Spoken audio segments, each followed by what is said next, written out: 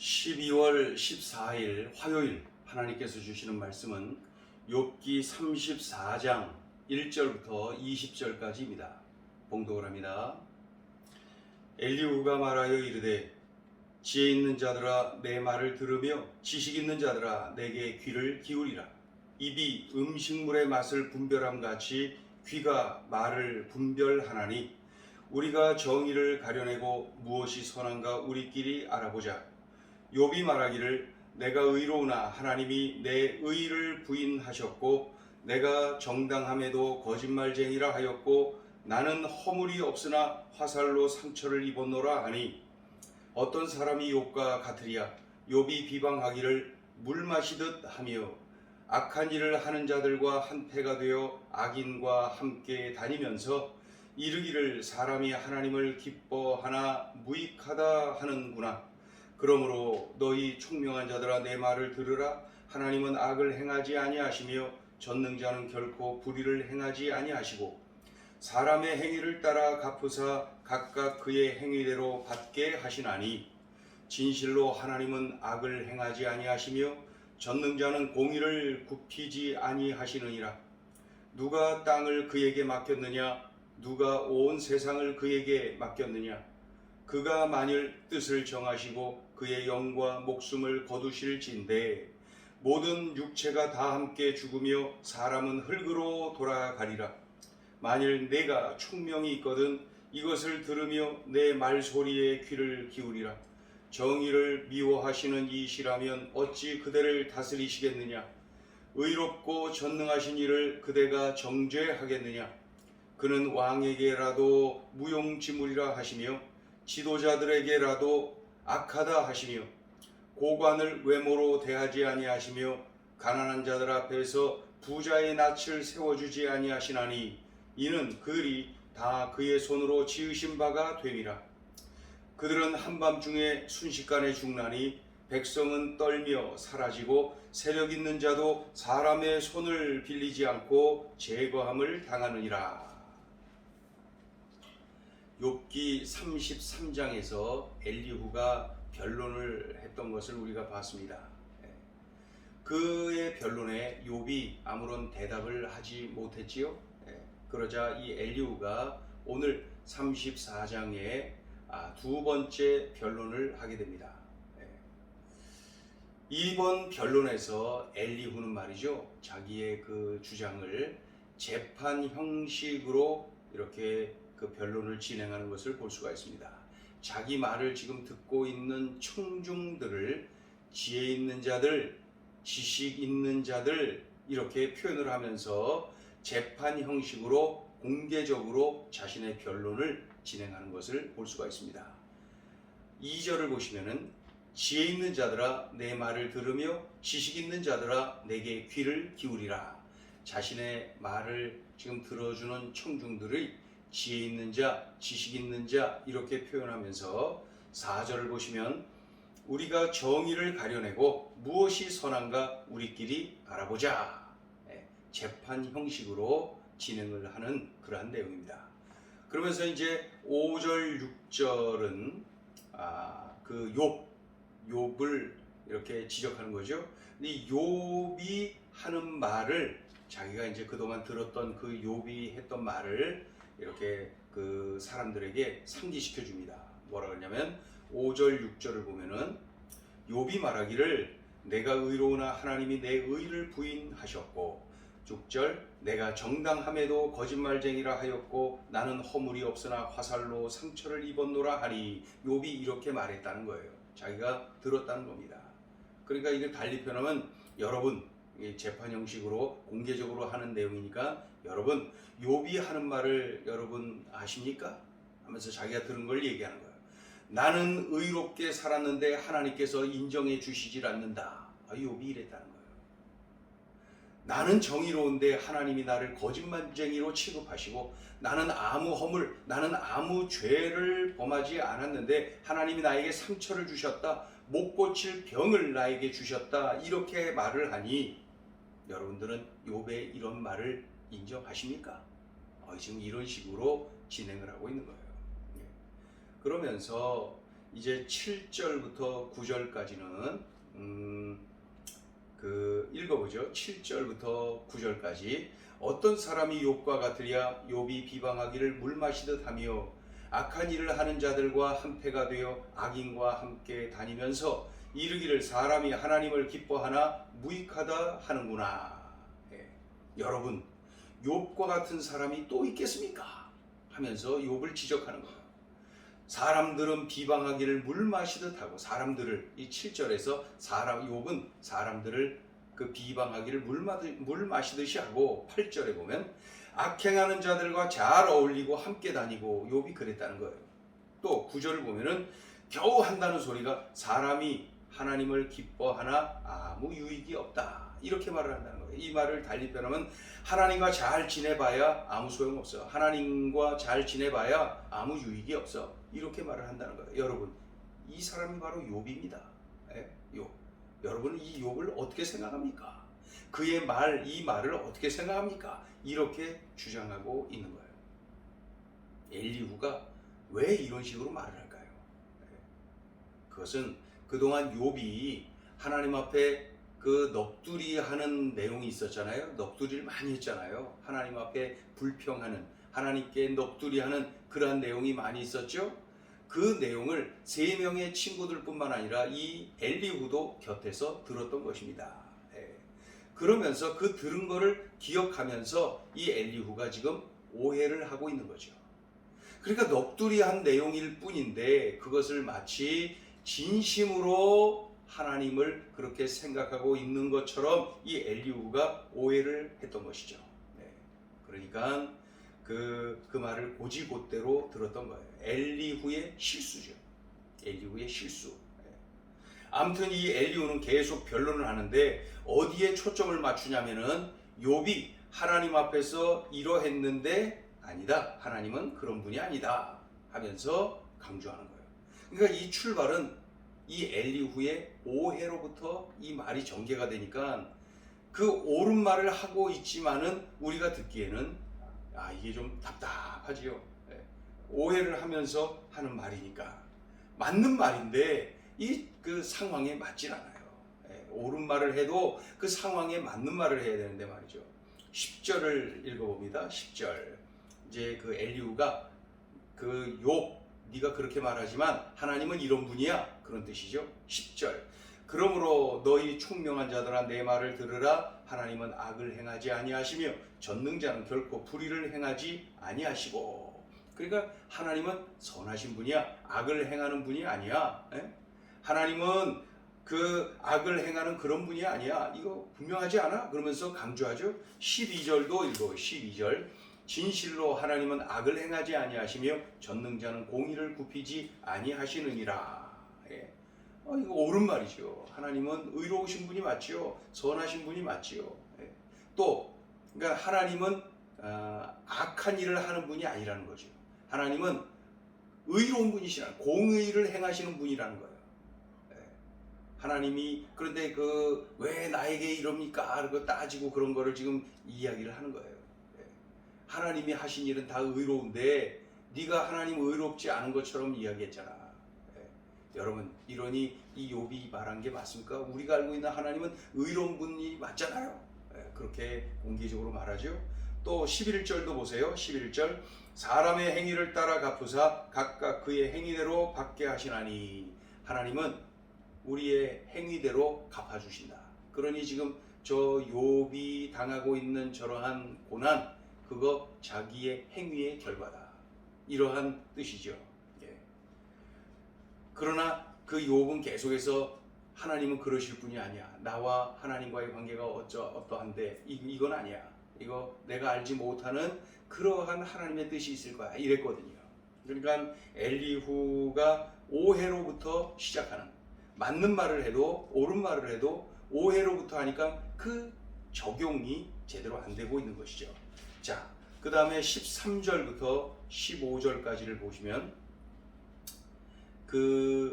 계속해서 재판 형식으로 말한다. 여러분, 하나님은 창조주가 아니십니까? 생명의 근원이신 모든 생명이 하나님으로부터 창조되었죠.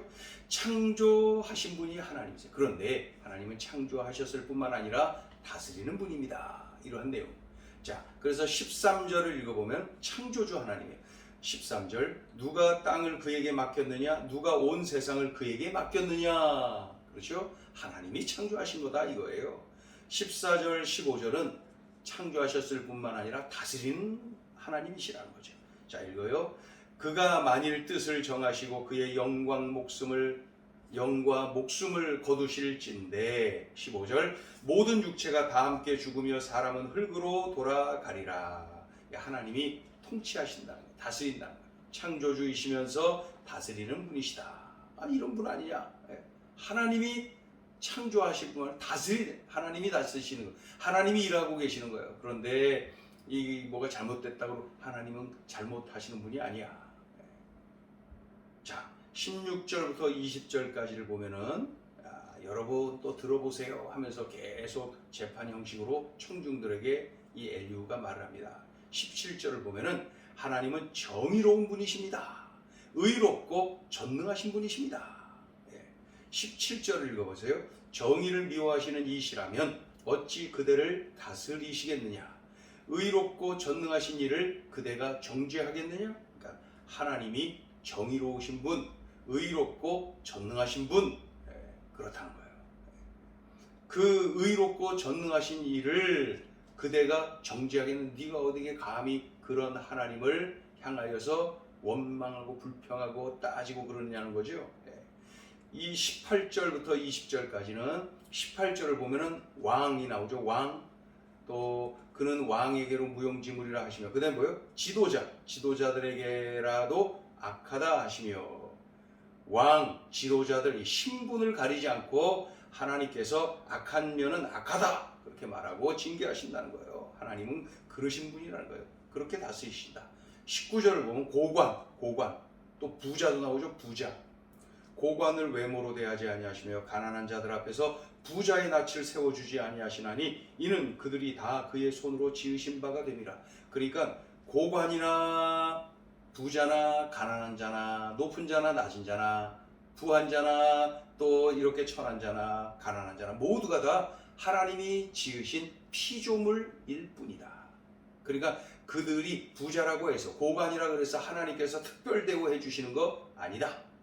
하나님은 정의로우신 분, 공평하신 분, 그렇죠? 그런 분이시다. 그러니까 하나님께서 누구를 막 이렇게 하시는 분 아니야. 그러니까 네가 죄를 범해서 그렇게 어려움을 겪는 거다. 이러한 뜻이겠죠. 20절도 보세요.